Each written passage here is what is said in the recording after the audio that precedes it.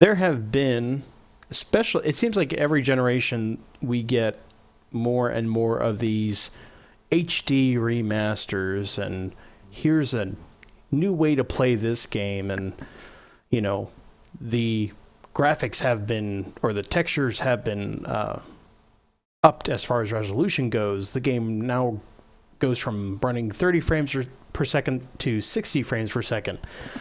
And it's not a remake, but now it's a HD, in some cases HDer versions of games. And I just wanted to get your opinion of when is a good time to actually invest in one of these remasters. We have, just to give you some examples, we've got coming soon Batman Return to Arkham, which is a remaster of the first two Batman Arkham games. And it's the same game, just Prettier. remastered. Prettier. Yep. How old are those games now? I think 2009 for the first one and 2011 for the second one. Yeah. It feels like yesterday, I haven't even got around to playing the second one on I don't- PlayStation 3. I don't think those games are old enough for me to be interested in like a remastered. I mean, Yeah. maybe if you were like a young kid, back then, and now you're, some 18-year-old, 19-year-old, and you're thinking, oh man, that might be worth it. But I mean, I don't know. I don't think that's worth like buying the same game for more money than when it came out. Right. There's also the Bioshock collection, which is 1, 2, and Infinite. They're re-releasing Elder Scrolls 5 Skyrim. Yeah. Skyrim is Skyrim, that seems like it might be worth it. That's a super expansive, game, and you get hours and hours and hours of gameplay. Now, Mhm. if you also add on to it and add more side quests, something like that, then I could see it being beneficial to get a remastered version of Skyrim that was very popular, and it had a huge universe to go to. When you do like a remake of a Batman game, it's like, are you adding additional content to the game, or is it just going to be you're just making it look a prettier dark? Because it's a super dark game, Yeah. Like, do you need the shadows to be even higher definition? To here's how I look at this. So I don't think all of them are a bad idea. I mean, my goodness, I just bought Resident Evil 4 for the third time on PlayStation 4 because I love that game, Yeah. and I will go back and play those all the versions just because the game's awesome. Yeah. I own Chrono Trigger several times too. Are they gonna remaster Chrono Trigger? I wish Because I would pay for that. See, a retro game, something that, that we haven't seen in a long yeah, time. something that was great that we haven't seen in a, like, if you play Chrono Trigger, I mean, that's still a relevant game engine that you see to this day. I mean, Yeah, used for the in indie most part, titles. yeah. Yeah. You still see a lot of people that are they're pumping out, games like it. And it would be worth it just to go in and just, retrofit it to a new system, just, beef it up. Like, I remember when I first saw Final Fantasy VII for the PC, and it was gorgeous. It was beautiful. Like, everything was super fluid. The music was terrible Oh yeah, because it was they didn't they all didn't MIDI. they didn't remaster the music at all, It but the depended on graphics. what your sound card could do Yeah, at the time. but the graphics themselves, when it More ported, detail. yeah, it was beautiful. Yeah. Would I pay more for that? No, instead of a remaster, I'm looking forward to the remake of Final Fantasy. The only problem is that I don't have the console to play it, so for me to want to play Final Fantasy remake, I mean, you're looking at Talking how about the many 7 remake, right? Final Fantasy 7, yeah. So the Final Fantasy 7 remake, for me just to hop in there would be hundreds and hundreds and hundreds of dollars Yeah. just Well, to just for one game I'm interested in. and a remake, and you do know that's going to be multi-installment, right? Oh, They're not going to do it in one game. They're going to stretch it out to, but they are going to put as much content as a full game in one of those installments. Uh, So I'm looking forward to it either way. yeah, I mean, Final Fantasy VII, we've been waiting for it Just do for it. a long time. Ever since Advent Children came out, we were like, oh, are you gonna redo it? And they're like, no, that's stupid. That'll Are you never gonna redo it? happen. No, we don't know. Are you gonna Yes. Because their initial argument is that they didn't want to remake it because they wanted to make a Final Fantasy title that was better That than was Final better. And now they're just like, we're just gonna remake. It's like, guys, impossible goals. You Yeah. just made one. Yeah. Um, Remakes, I think, are where it's at. I mean, remasters is it's just them copying out. It's just they're trying to get money. They just it's want to get paid money. right. It is a quick way. Now, sometimes, okay, here's two really good examples of, in my opinion, one good idea for a remaster and a bad idea for a remaster. So for both of the GameCube Legend of Zelda titles, Wind Waker and Twilight Princess, Yeah. Nintendo released HD versions of both those games on the Wii U. Okay. For the Wind Waker, they changed it a lot. They completely overhauled the graphics engine. It's still cel shaded, but there's this new like depth to the cel shade that wasn't there in the GameCube version. Game looks all new. Everything is, almost look like it's been done from the ground up. Twilight Princess, no. They touched up some of the character models. They upped the resolutions on the textures and gave you the game. Yeah. And like, to me, they asked for the same price, and one game clearly got more work than the other game did.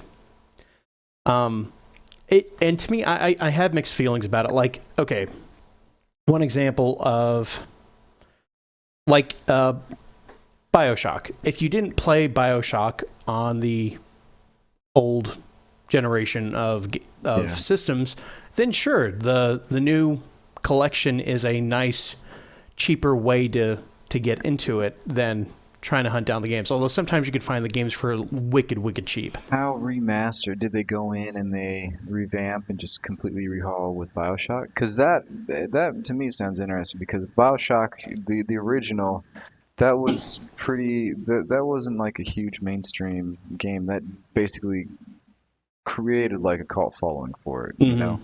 It became big, and then Bioshock 2 was big because of the success of the first game. But the first game itself, it didn't look great. Right.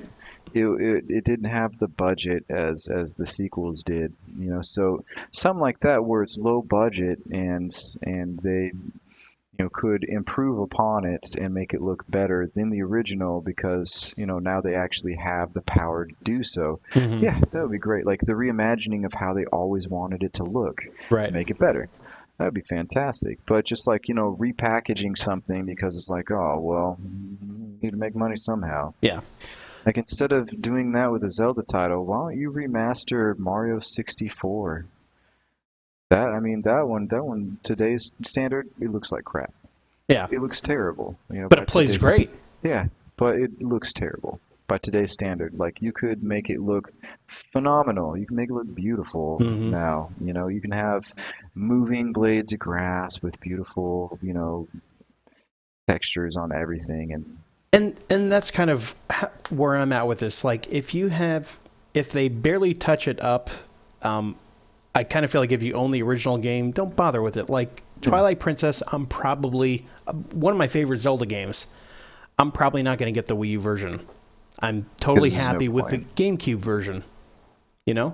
You're just going to use the GameCube controller anyways. Yeah. Oh, and you can't use the GameCube controller on the Wii U version. Oh. Yeah. Odd choices. But now here's another argument against remasters that I haven't talked about here before.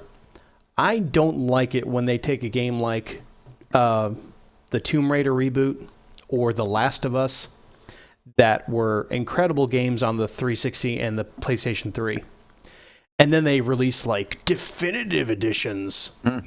like Yeah.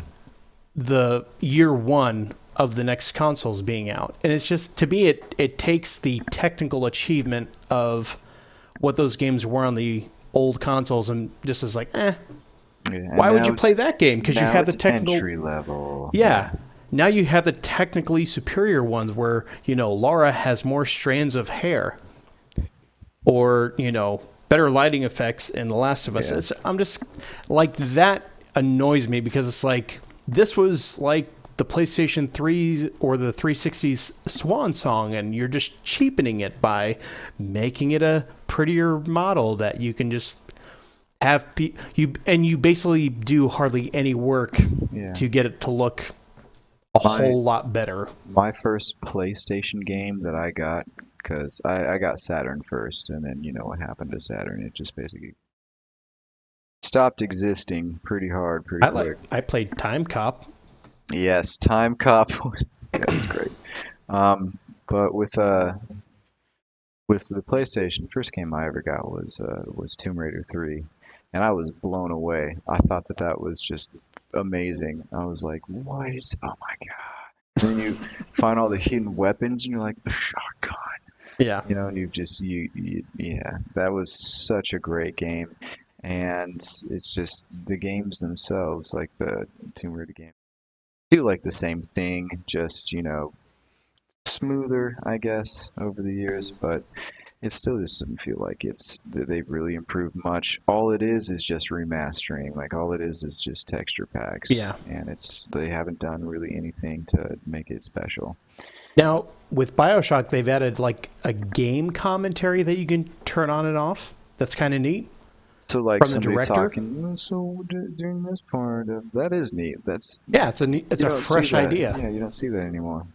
So you can do things. I really feel like, okay, obviously if there was any DLC for the games, like with the Batman Arkham Return to Arkham, Yeah. that's going to come with all the DLC for both games. I feel like that's a given. Yeah. Same thing with Skyrim. I think you need to sweeten the deal though a little bit more. Like do something like I don't know, add like a character model viewer, maybe add like a 30-minute documentary video of like the making of. I feel like that would justify an extra, purchase, because the Return to Arkham, like Resident Evil 4, that was $20. Yeah. Return to Arkham, it is 2 games, but it's still like a $50 purchase. Yeah. For games that are 5 and 7 years old. That's kind of steep to ask for, I think. Yeah. But it all depends. I feel like there's definitely a right way to do it and a wrong way to do it. I don't know. Like and even the Arkham games, like feels like you're going back to a game that's already been done, and all they're doing is just revamping it to make it look more like the newer Arkham games. When the newer Arkham games play just like the older Arkham games. It's more expansive now. Like you've got a bigger universe to traverse through. You've got more intricate enemies and different toys, and just there's more to it.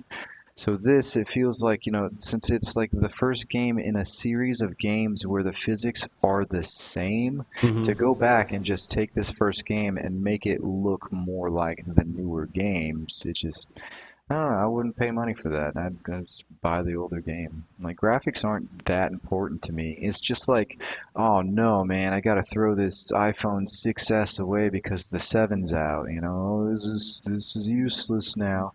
It's like, no, man, the screen looks great. Yeah. Like Arkham, like the original games, they still look good. Like, they don't need to remaster something that looks pretty good. Yeah, and the thing is like sometimes if there's something off about how the old game used to play, that'll become very apparent if you play the later games in the franchise. If they don't change that can actually backfire and be like, wow, this was really rough and I had no idea. Yeah.